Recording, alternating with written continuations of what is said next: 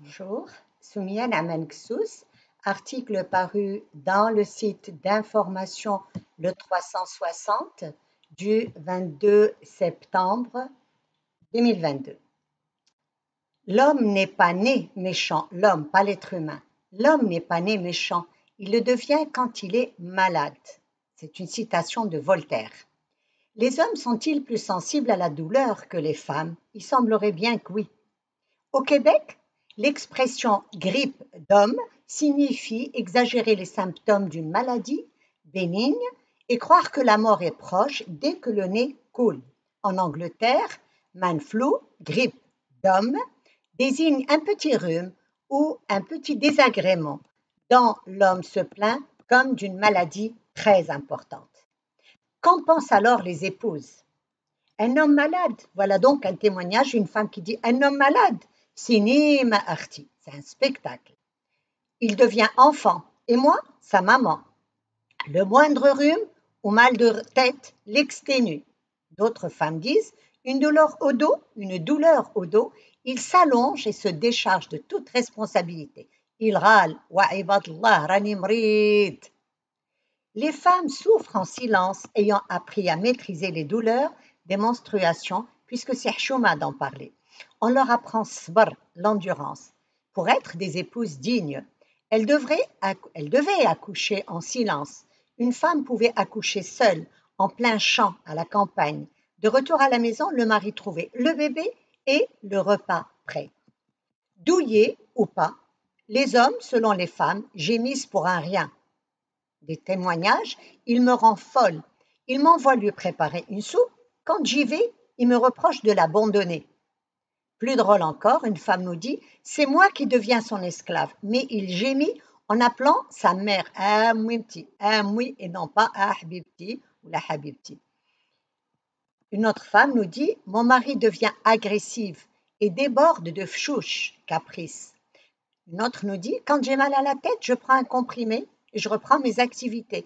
Quand c'est lui, il s'écroule, se met un bandeau sur le front, des tranches de citron sur les tempes et répète en boucle Allah ya Rabbi, comme s'il agonisait.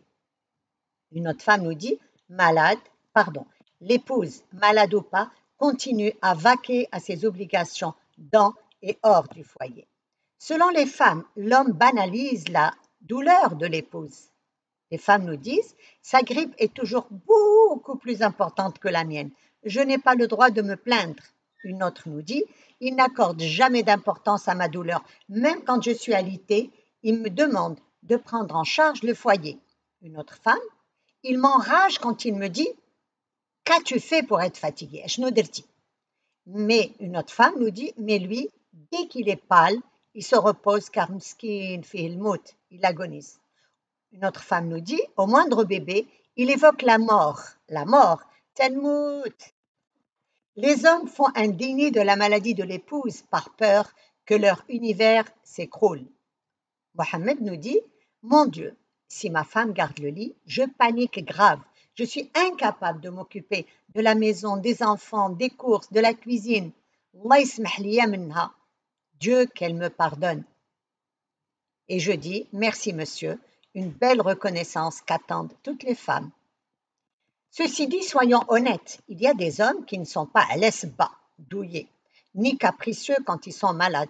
Ils sont juste peu nombreux. Selon Serge Marchand, chercheur en neurosciences au Québec, la plupart des sens sont plus développés chez les femmes que chez les hommes, comme l'odorat et la douleur. La testostérone, l'hormone masculine, atténue la sensation de la douleur. La sensibilité à la douleur serait constante chez les femmes. La sensibilité à la douleur serait constante chez les hommes, mais chez les femmes, elle varie selon le cycle menstruel et selon les changements des sécrétions d'oestrogène et de progestérone, donc selon ses hormones. Avant l'ovulation, la femme supporte plus la douleur, mais elle va moins la supporter à l'approche des règles et pendant les règles, ce qui expliquerait les douleurs des règles qui peuvent être réellement insupportables. Les femmes, contrairement aux hommes, ressentent diverses formes de douleurs qui peuvent être intenses et dans plusieurs parties de leur corps. Outre les maux des règles une fois par mois, les 9 mois de grossesse, l'accouchement et sa convalescence, l'allaitement, les femmes souffrent d'autres douleurs. Le poids des grossesses peut fragiliser la colonne vertébrale et provoquer des douleurs de dos. Plusieurs études scientifiques rapportent que les hommes ne supportent pas la douleur de la même façon que les femmes. Selon la revue scientifique Brain, qui a été citée par elle mars 2022, donc selon la revue scientifique Brain, les femmes souffrent de manière disproportionnée de douleurs chroniques. Elles seraient 2 fois plus nombreuses que les hommes à souffrir des maux de tête et des migraines. Une expérience insolite a été menée par le média suisse Tataki. Des hommes ont été invités à prendre conscience des douleurs des menstruations. On leur a installé des électrodes sur le ventre qui donnent une douleur similaire à celle des règles, juste un petit moment pour se mettre à la place des femmes. Ils n'ont pas supporté. Le témoignage d'un homme soumis à l'expérience, il dit « Je ne me rendais pas compte à quel point ça pouvait être douloureux. À toutes les filles de l'école de qui je me suis moquée pour vos règles, sachez que je suis sincèrement désolée. » Quant aux douleurs de l'accouchement, il faudrait une autre expérience pour les faire savourer aux hommes qui ignorent leur intensité. Delila nous témoigne « Mon accouchement a été très long. Mon mari, médecin, m'a accompagnée jusqu'à la délivrance. Quand on m'a mise dans ma chambre, j'ai dit « Je suis exténuée. » Réponse de mon mari « Tu ne peux pas l'être autant que moi. » J'ai fondu en larmes. Imaginez que, selon lui, sa douleur psychologique et émotive est plus intense que celle de l'accouchement.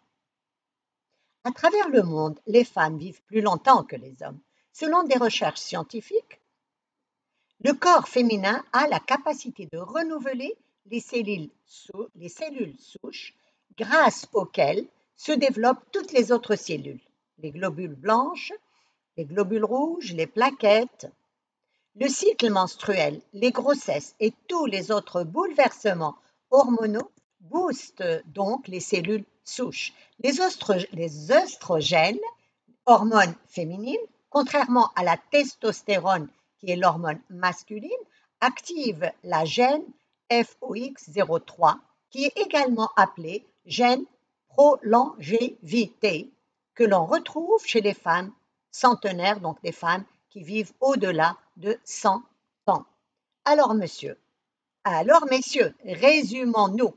Nous souffrons plus que vous, certes, mais nous sommes compensés en vivant plus longtemps que vous. Sans rancune, les hommes.